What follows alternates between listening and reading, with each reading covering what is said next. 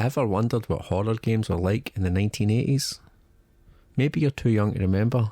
Maybe you're so old, you also just can't remember. Let's look back to a time when the makers of Resident Evil were still pumping out arcade classics such as Vulgus, 1942 and pirate ship Higemaru. Okay, first game up is Night Stalker. This was released in 1982 by toy giant Mattel for their Intellivision home console. This game is a single screen, single maze survival type affair. The main protagonist is trapped in a creepy hedgerow for reasons unknown. Maybe it's real, maybe it's a mushroom fueled panic attack. Either way, this hedgerow is filled with horrible creepy crawlies like spiders and bats and robots. Yep, robots. That's mushrooms for you. The aim of the game is to survive for as long as possible while taking out said insurgents. The dispensing of these enemies is done by the use of a 6-bullet gun which appears at random locations in the map. These bullets can be shot either up, down, left or right by using the over elaborate number pad on the Intellivision controller. In modern emulation, these numbers can be mapped to buttons on the controller for a far more convenient experience. The player starts with 6 lives in a bunker in the middle of the map. The bunker itself is impregnable until later levels. Unarmed, you must make your way to the gun avoiding enemies.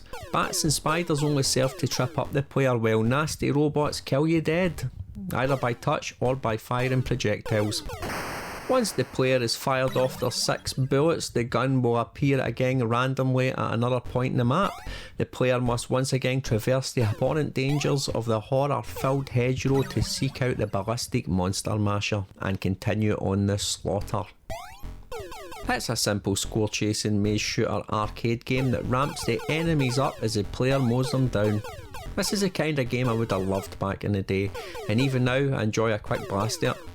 Considering the average Intellivision cart ranged from around 2K to 24K, and I think this one is probably around about the 2 to 4K mark, this is not a bad game at all, and definitely worth a look. The next game on today's list is the Texas Chainsaw Massacre, a 1983 Atari 2600 game based in the slasher flick. In this game, you play the part of old Leatherface himself as you run around a horizontally scrolling playfield carving up unwitting trespassers. As you move left and right, you have to dodge fences, bushes and of course, wheelchairs. Every now and then you'll hear the screech of a terrified potential victim, a sound from the Atari that will make your ears want to drink straight vodka. Once you hear that sound, keep your eyes peeled as meat bags will appear on the screen any moment, and then it's game time. Chase down the fleeing intruders and run them through with your big blue chainsaw. Each victim scores the player 1,000 points. Every 5 kills gives you more fuel for your big blue weapon, hence more slashing and hacking time on the killing field. Frankly, this game is ridiculous. The sound is a horror experience in itself, and the graphics look like someone took Lego bricks and threw them in a deep fat fryer. I'm not sure who this is aimed at. Adults would find it dull and pointless, yet here I am playing it. While children that enjoy the thought of chasing folk with a chainsaw and chopping them up probably should seek help. The only reason to look back at this game is to actually witness how bad it is. If you have an Atari 2600, I suggest you play Pitfall, River Raid, Hero, Super Breakout. There's far more decent games out there for you to enjoy.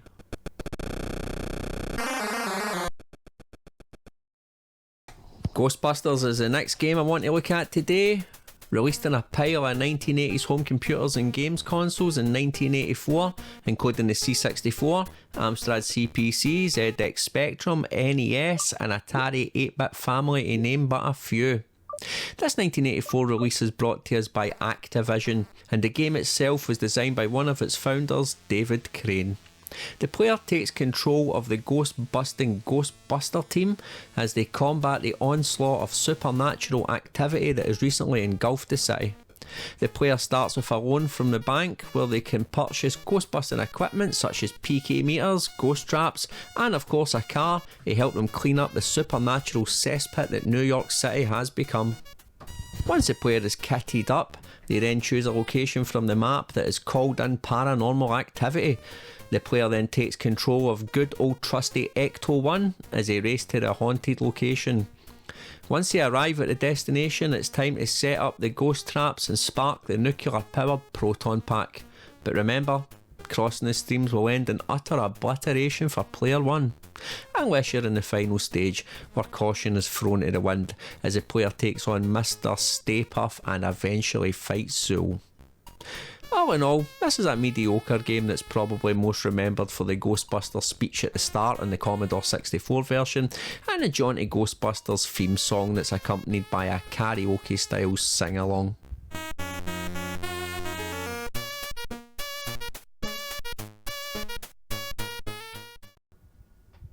Harken witches everywhere, take the challenge if you dare. Tomorrow night 'tis Halloween, when only one shall bewitch Queen.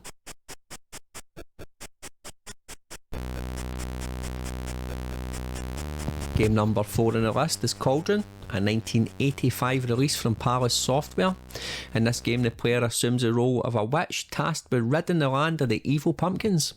To do this, you must collect all the ingredients stated in the poem and create a spell to defeat the Pumpkin King and reclaim the stolen broom. The game is split into 2 parts. A flying kind of shoot 'em up section that helps travel through the play area quickly, and a platform section where you hunt down the items required to make the spell. The player has 9 lives, that's not nearly enough lives in this game, and a magic bar. Magic is depleted when the player fires a magic shot from their broom when in flight or makes contact with an enemy. It's worth noting that the player can only take flight or land in clear areas in the playfield. There are, however, magic sparks located around the playfield that helps you replenish your magic power once it is depleted. The platform sections come in the form of underground caves you gain entrance to via locked doors and what looks like hobbit holes. To gain entrance to these doors, the player must first search the map for keys to open the locked doors at the top of the platform sections. The platform in itself is brutally hard, with insta-death coming from the least mistimed jump.